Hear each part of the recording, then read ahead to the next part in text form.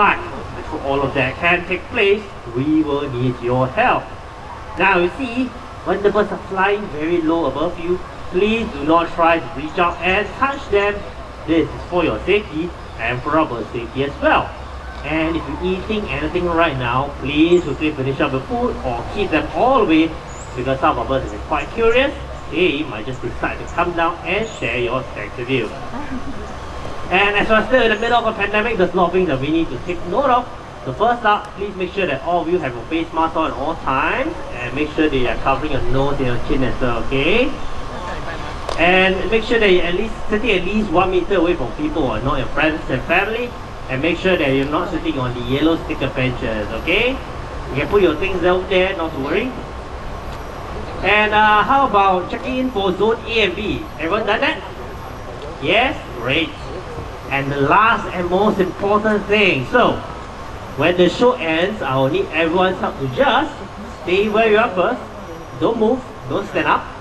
We will now get everyone to leave the area in a nice and orderly fashion, row by row, starting from the back, okay? Now this is to make sure that we do not congest the staircases and to maintain social distancing throughout the entire time. Now thank you all so much for your patience and cooperation later on. And that was a lot of talking, right? Are we ready for the show now? Yeah. Are we ready for the show now? Yeah. Great! And with that said, let us begin!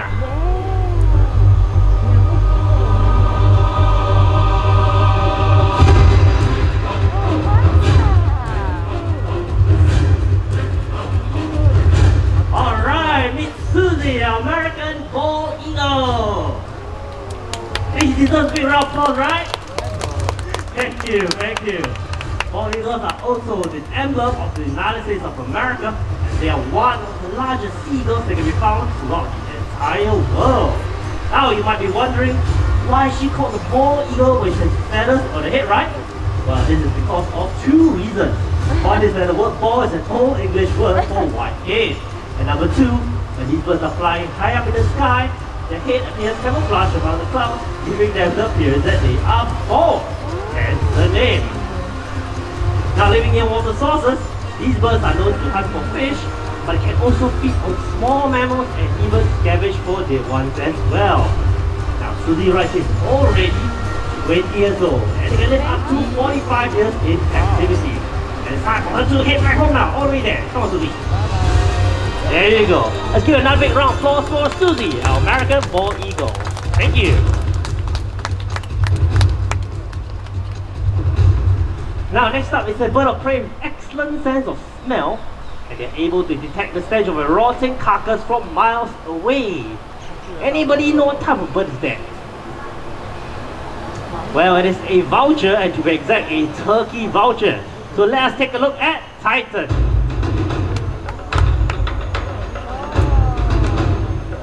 Alright, Titan the turkey vulture can be found from Canada all the way down to the tip of South America.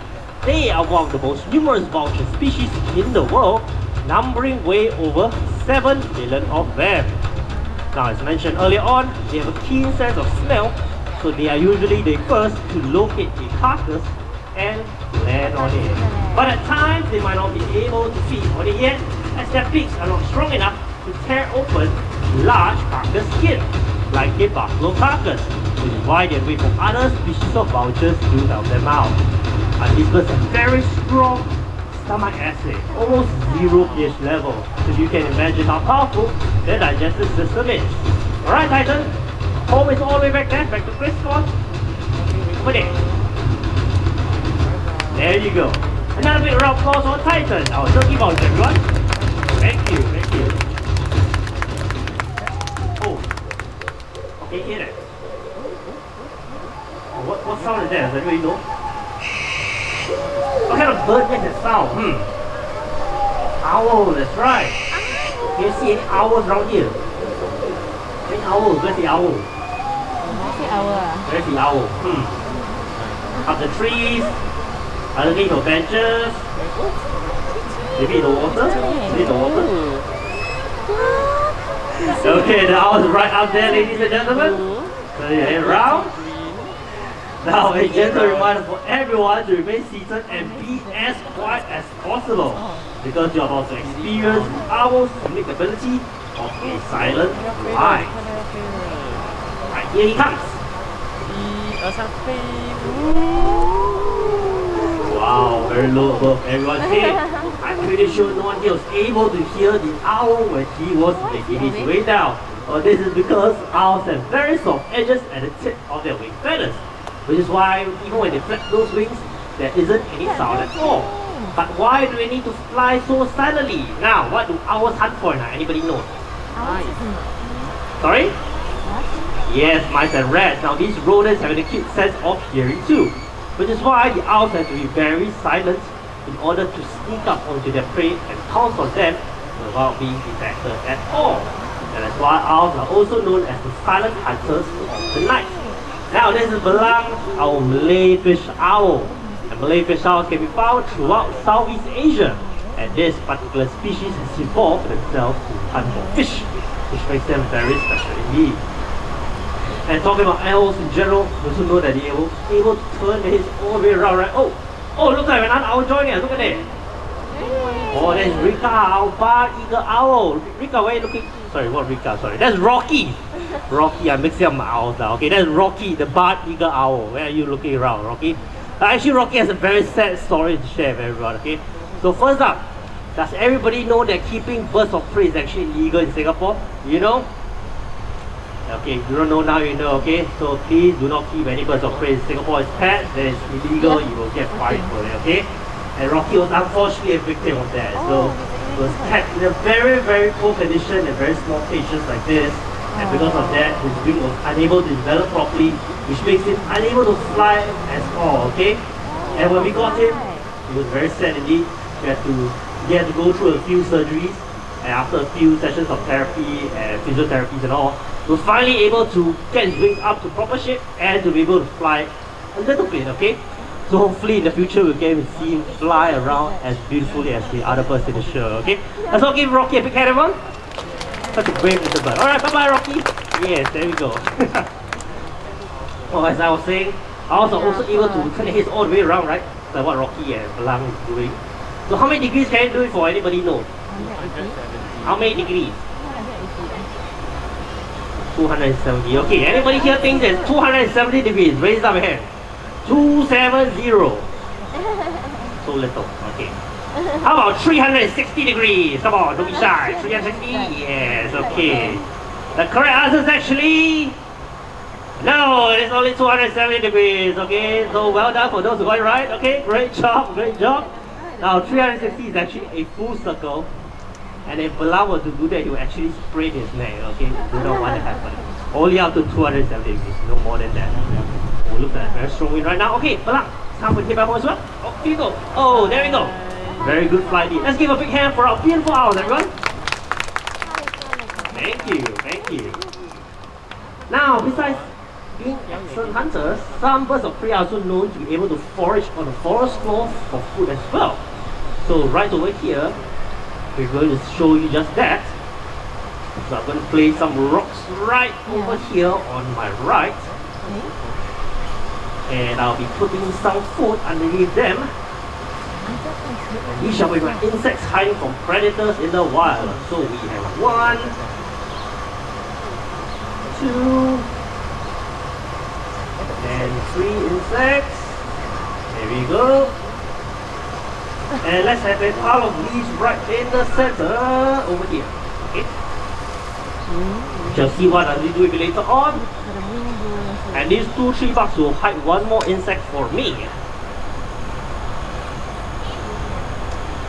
There you go. So looks like the stage is all set up and ready for him.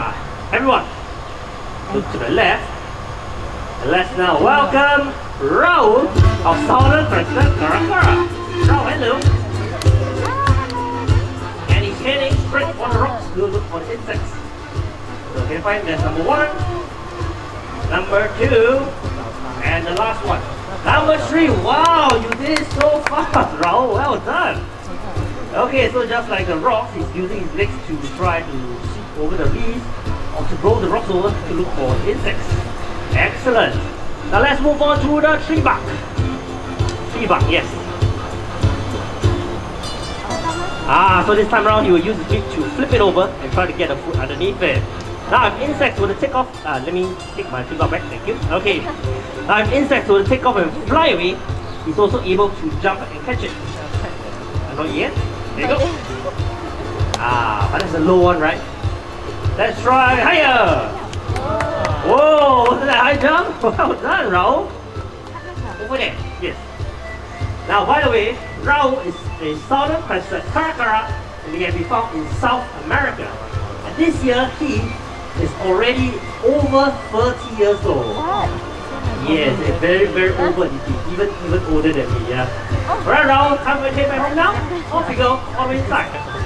And there we go. Let's give a big hand for Raul, our southern crested caracara.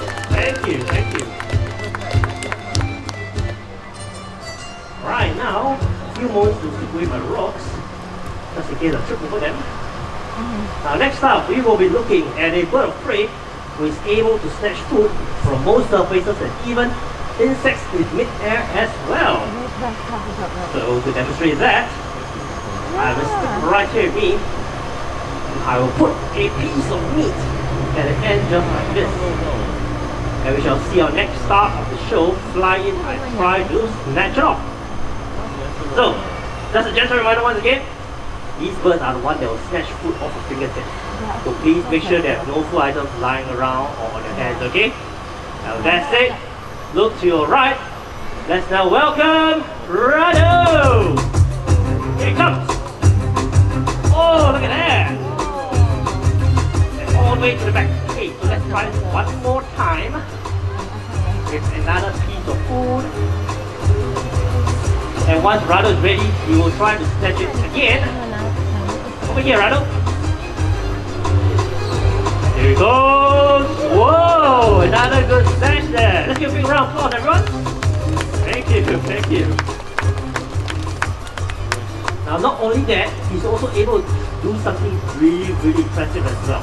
Let me just get attention to Rado. Over here. Over here. Rado. Here he comes. And here we go. Oh, look at that. Well done. You want to see more of that? Yes, then let's now welcome our team of Brownikai.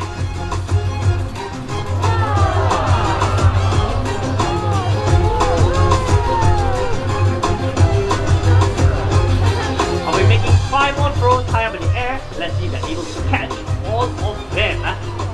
So let's start with, alright, number 1. Oh, look at that. 3 of them going for the same piece. Number 2 for you. Nice one. Number 3. Oh. Number 4 and 5. Okay, number 4 for you. And number 5 for this one. You want someone in? Okay, it's you. Alright, it's too low. I'm sorry about that. Number 5, let's take a really, really, really high one. But I need one of them to be right on top of the tree in order to make that happen. But never mind. One of you. Do something first. Okay, number 5. Look at that. Let's give a big hand. Our brownie pie, ladies and gentlemen.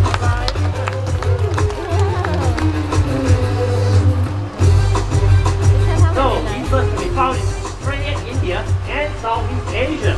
And if you are visiting the coastal region of Singapore, you can actually see them high on the trees just like that, or flying around looking for their food. Now, if you want to have a very, very close up look at the brownie kite, you can go down to the Raptor retirement area, which is over there later on, and look for Caltex and Wally. They were previously in the show, but they have now retired and joined their retirement age. And as a result, many more of our ex-showbirds. And joining them, we also have Rod Stewart, the Egyptian vulture. And he's the oldest bird of prey that you can find right here in the Jurong Bird Park. How old, you might ask? 50 plus years, okay? 50 plus years old. Much, much older than many of us over here. And that's it.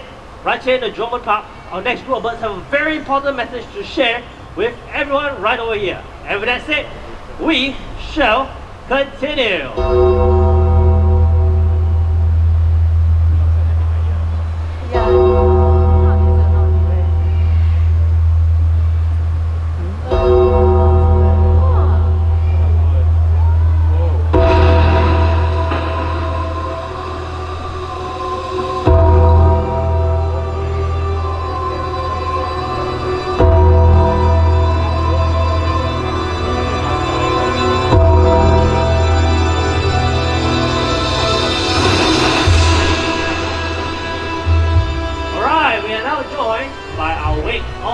vouchers. Now the brown ones are the scenarios vouchers which can be found in Europe and Asia. As for the white and color ones, these are the marble stocks. They can be found in Africa, and they are not vouchers, but they can also be found. But they also know, sorry. But they can also be found coexisting together with vouchers, feeding on dead animals as well. Vouchers are very important in the ecosystem as it helps to reduce the spread of contagious diseases by clearing up animal carcasses. That is why they are also known as nature's cleanup crews. Unfortunately, many vulture species are rapidly declining in the wild due to threats of poaching, deforestation, and even poisoning of carcasses. Fortunately for us, Wildlife Reserve Singapore is working hand-in-hand with BirdLife International to help protect and conserve 3 critical vulture species in Cambodia. And these are the white-rump vulture, red-headed vulture, and the slender-billed vulture. So let us all continue our efforts and support to help protect them from the brink of extinction. And with that, after having seen all these birds flying today, I'm sure we can all agree that they certainly deserve and merit the title the King of the Sky.